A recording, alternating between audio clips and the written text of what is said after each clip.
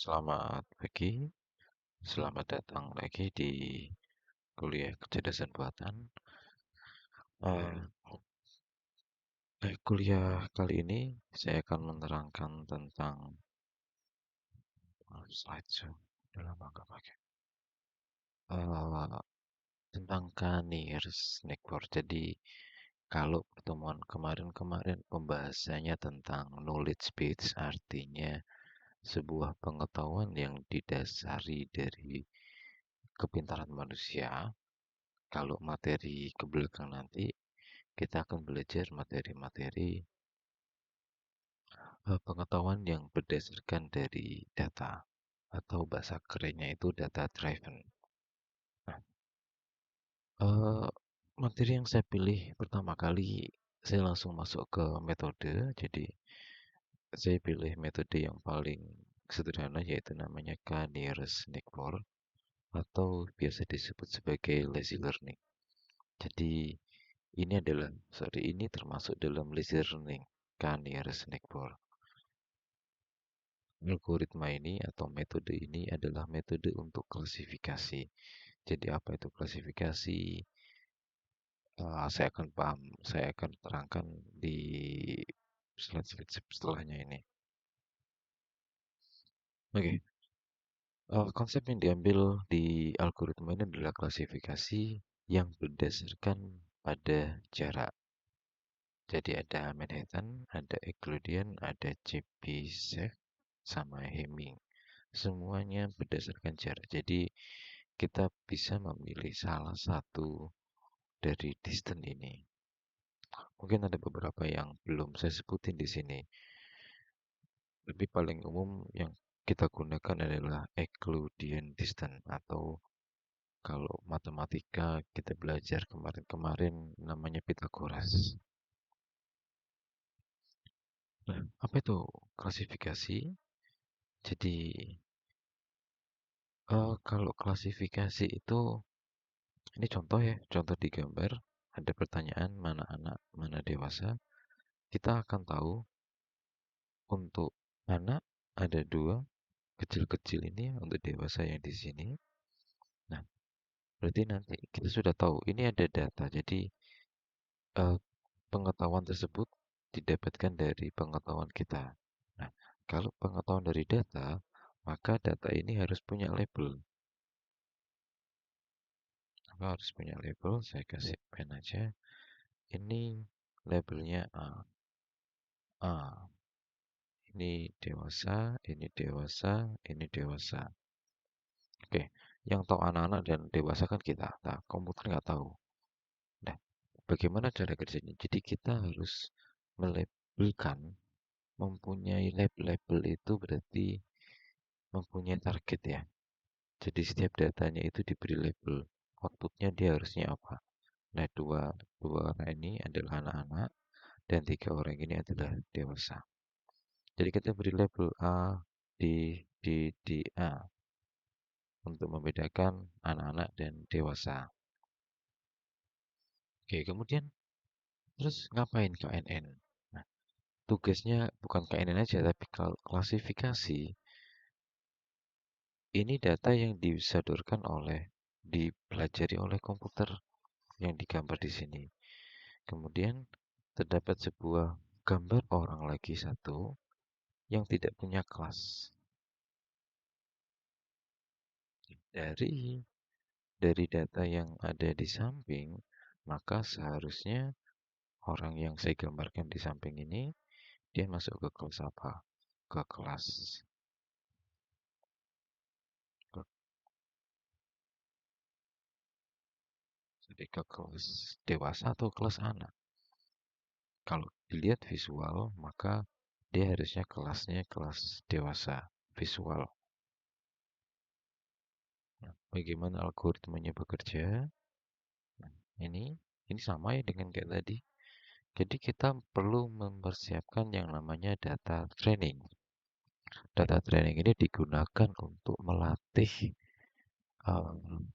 atau membentuk sebuah knowledge. Jadi melatih sebuah algoritma kita atau membentuk sebuah knowledge.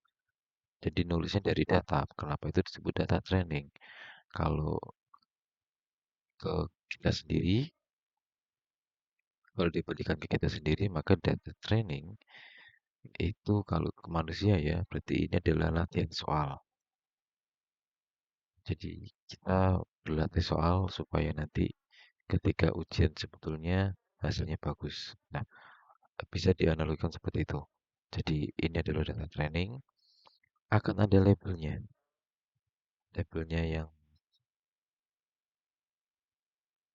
Labelnya yang biru dan labelnya yang merah di sini. Kemudian akan muncul sebuah data-data yang tidak punya warna. Kita nggak tahu warnanya merah atau biru.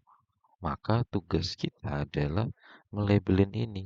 Itu adalah klasifikasi sama ya dengan yang ini. Ada sebuah data testing di sini. Dan tugas kita adalah untuk melabelin ini. Dia masuk ke kelompok umur anak-anak atau dewasa. Kalau di sini dia yang putih-putih ini tidak punya warna, dia masuk ke biru atau masuk ke merah. Nah, contoh bagaimana cara kerja KNN. Jadi contoh singkatnya seperti ini. Uh, saya kasih nomor satu di sini. Ini harusnya merah atau biru. Seharusnya kalau kita lihat visual, langsung kita bisa nebak dia adalah merah di sini.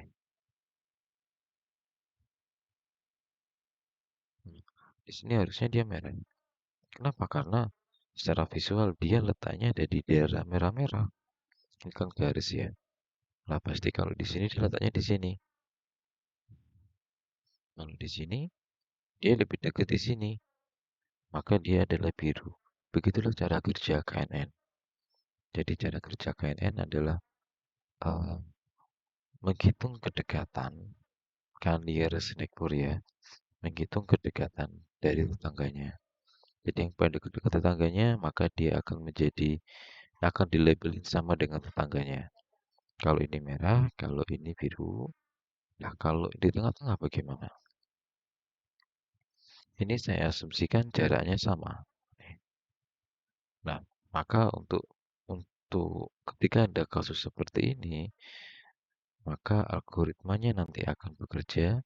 Maka K di dalam K nearest neighbor itu diartikan sebagai value parameter. Berapa tetangga yang kita hitung nantinya. Jadi kalau K-nya ada satu, maka kita hanya cukup satu tetangga yang kita jadikan acuan. Kalau dua, kita punya nilai yang sama. Nah, sekarang kalau tiga, maka tetangga yang paling dekat adalah satu, dua, tiga. Maka yang menjadi kelas, menjadi warna di sini itu adalah yang merah. Oke, ini algoritma KNN yang eh, seharusnya seperti ini ya pada umumnya ya. Jadi kita harus tentukan training, testing. Ini yang tadi saya bilang, tentukan nilai K-nya untuk tetangga yang kita hitung berapa yang kita anggap. Hitung jarak data testing ke semua data training. Artinya kita menghitung jaraknya ke semua, kemudian di sorting di sini, kemudian di voting. Setelah di voting, kemudian kita bukan hitung, tentukan kelas datanya berdasarkan voting. Jadi ulangi langkah-langkah yang di atas sampai dengan algoritmanya, maaf, sampai dengan data testingnya habis. Nah, itu tadi visualnya. Terus bagaimana penerapannya? Misalkan data trading, data testing sudah saya setting di sini. Yang biru dan yang merah. Ini poin-poinnya. Kemudian tentukan nilai K. K-nya tentukan sama dengan 3. Hitung jarak data testing ke semua data training. Contoh ini satu aja di sini. K-nya 3. Maaf, K-nya 3. Value-nya di sini 3. Kemudian hitung jarak. Nah, cara menghitung jaraknya pakai ini, Euclidean. di mana di ini distance P sama Q, distance-nya dapat dihitung dengan Q1 dikurangi P1 ditambah Q2 dikurangi P2 sampai dengan Qn dikurangi Pn kuadrat. 1, 2, 3 ini harus menggambarkan terhadap menunjukkan terhadap dimensi datanya. Karena di sini dimensinya hanya satu, maka kita hanya pakai satu. Q1 dan P1 kemudian dikuadratkan. Jadi kita nggak perlu ada sum di sini. Oke, contoh. Contoh ya. Contoh. Ketika kita menghitung uh, semua jarak. Jadi yang tak berwarna ini data testing dihitung jarak ke semua data. Manusia bisa tahu yang paling dekat adalah di sini, tapi komputer nggak tahu. Jadi kita harus menghitung jaraknya semuanya. Kita hitung jaraknya 3, 2, caranya hitung gini ya. 3 dikurangi 2 dikuadratkan. Terserah yang mana dulu karena nanti akan dikuadratkan. Jadi nggak ada masalah mau yang mana dulu. Nilainya akan 1, kemudian 1 di sini ya.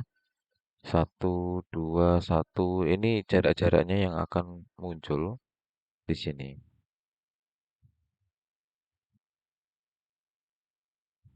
Kemudian eh kemudian setelah di sorting caranya seperti ini. Ini 1, 1, 2, 3, 4, 7 dengan tentunya dengan kelasnya di sini biru, biru, biru, merah, blue, blue, blue, red, red, red, red. Jadi kemudian ini langkah sorting, kemudian kita voting. Karena votingnya adalah K-nya sama dengan 3, maka 3 data di atas yang akan kita jadikan label di sini. Nah, kebetulan di sini semuanya blue. Nah, bagaimana nanti ketika ada data yang di tengah-tengah misalkan. Nah, tergantung votingnya nanti. Kalau blue, blue, red, maka dia masuk blue. Kalau red, red, blue, berarti dia masuk red. Nah, jadi tugas teman-teman hanya menghitung seperti apa yang saya hitung ya. Tentukan dua label ini. Cara ngitungnya sederhana, cukup hanya pakai ini. Jadi cukup hanya pakai ini. Sudah itu aja yang saya nggak perlu menjelaskan lebih jelas ya. PPT-nya sudah jelas, cara ngitungnya juga. Jadi tugasnya teman-teman adalah mewarnai atau melabelin yang ini dan yang ini. Dia harusnya masuk ke merah atau masuk ke biru, di sini masuk ke merah atau masuk ke biru. Jadi Anda harus menghitung langkah ini di sini sampai di sini sebanyak 2 kali. Jadi 3 slide aja di sini. Oh bukan, ini enggak. Jadi cuma 2 ini. 2 slide ini. Cuma 2 kali. Nah itu dikerjakan. Itu aja. Kalau ada pertanyaan silahkan ditinggalkan di kolom. Terima kasih. Assalamualaikum.